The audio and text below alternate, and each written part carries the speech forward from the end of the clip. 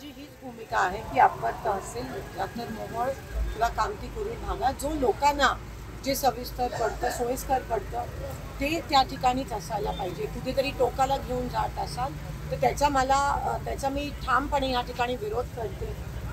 नुकतंच मला खासदार म्हणून मोहोळनी एवढा मोठा लीड दिला आणि जेव्हा परवा मुख्यमंत्री पंढरपूरला आले होते तेव्हा पण मी त्यांना स्वयंस्पष्ट पत्र दिलं होतं की जिथे आहे तिथेच असायला पाहिजे.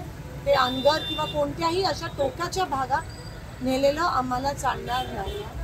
मागच्या आठवड्यात पुन्हा एकदा त्यांना पत्र दिलं. ते दिल्लीला येणार होते पण त्यांचा दौरा रद्द झाला.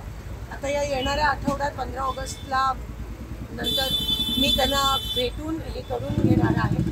पण काही ठिकाणी असं झालं की काही ग्रुप जाऊन मुख्यमंत्र्यांना भेटले होते आणि मुख्यमंत्री म्हणाले ठीक आहे मी हे थांबवतो.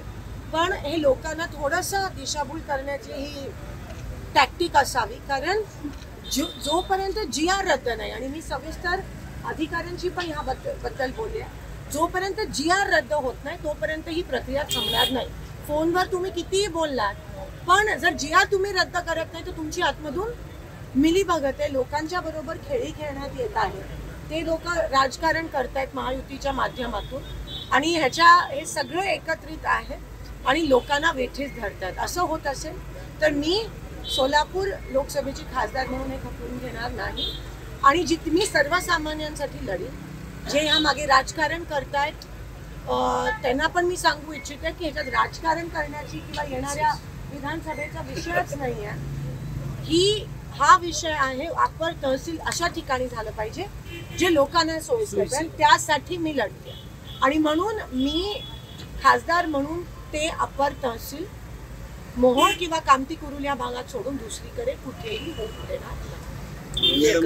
मुख्यमंत्र्यांनी समितीची दिशाभूल केली 100% दिशाभूल. कारण का रद्दच झाला नाही ना GR. तुम्ही फोनवर बोलता आणि मग अधिकारी म्हणतात की रद्द नाही कॅन्सल जब तक होता नहीं है तब तक कुछ नहीं हो सकता.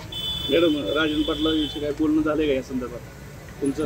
मी जसं म्हणाली तसं मी सर्वसामान्यांसाठी लढते. मला कोणाची नावं ह्यांची नावं त्यांची नावं घ्यायची नाही आहेत. मला सर्वसामान्यांनी मतदान दिलं आहे. सर्वसामान्यांच्या माझ्याकडून अपेक्षा आहेत आणि मी त्यांचा विश्वास सार्थ करणार म्हणजे करणार.